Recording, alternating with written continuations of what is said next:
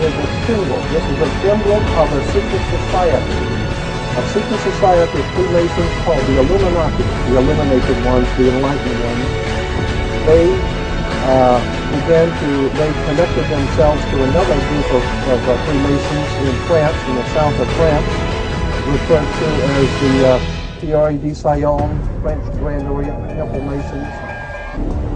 And the 1776 at the bottom is 1776. A lot of people think it's because of the country being founded in 1776. It has nothing to do with that. So what it amounted to is that the 1776 was when this secret society actually formed itself into a secret society and put itself into operation. And the world's first Masonic state was born, a nation that would represent Masonry in every way. A sign of the Masonic presence in America is plainly visible on the dollar bill, which carries a picture of George Washington, the first Freemasonic president in the world, and a picture of the Freemasonic symbol of the so-called all-seeing one eye.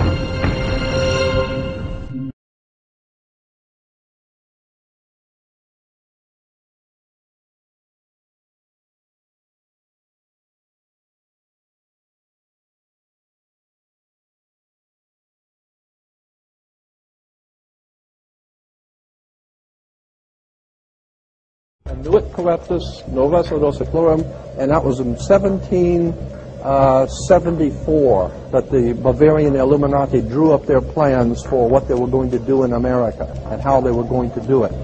They were the basis for what we call today in our country the Bavarian Illuminati was the basis for what we call today the Colombian faction. The Colombian faction of the Illuminati came here right after this government was formed.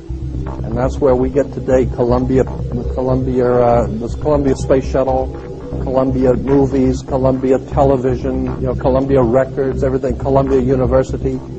As a matter of fact, Columbia TV, Columbia Broadcasting System, CBS. What is the symbol for CBS? It's the all-seeing eye. And that's why our government is in the District of Columbia, because these guys own our government. They print our money, and they own not only the government, but they own you. You are their property.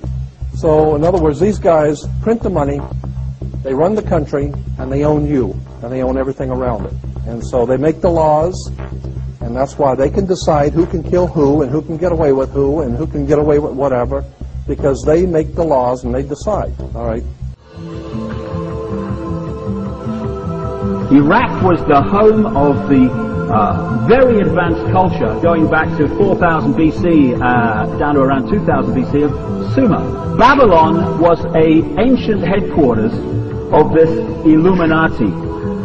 Like I said, and that's why, as we'll get to as we go through, these Illuminati today use a tremendous amount of Babylonian symbolism in their own codes and language. This is the area I'm talking about. Egypt came into it as well, but this area was crucial. These families sported themselves out into Europe, where they became the aristocracy of Europe and the royal families of Europe. When you go back to Babylon, you find that they worship the trinity of Nimrod, the father, who they symbolize as a fish, Ninos Tamos, the son, Queen Semiramis. The Romans used to worship Queen Semiramis under the term Venus Columba, Venus the dove, because the Babylonians used to symbolize Semiramis as a dove. In French, the word for dove is Columba. The goddess, Queen Semiramis, as portrayed on an ancient coin. I've seen her somewhere before. When I research these secret societies, I have found that at the very heart and core of all these secret societies lurks the Kabbalah. The Kabbalah is the ancient Jewish mysticism. It is a method of encoding information through a system of mathematics and numbers.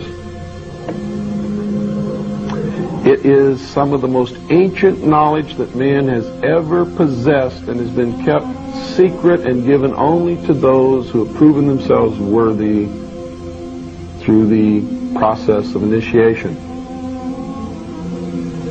Nobody knows where it comes from. I can tell you this, It was there long before the Jews came along. The Jews just took it and preserved it, and they passed it down, and it's used by everybody.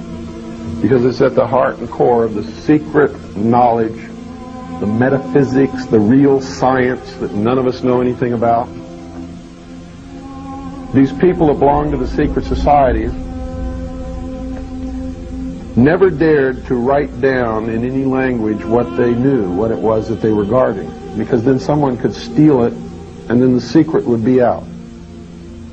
So they devised secret systems of encoding the secrets of the ages, the knowledge, the hidden knowledge, the occult. So they took this knowledge and they made it occult through a system of encoding, encryption, one of which is mathematics, numbers. Another is architecture. Everybody wonder, why do they have a fraternal organization called the Freemasons? Aren't those the guys that build walls?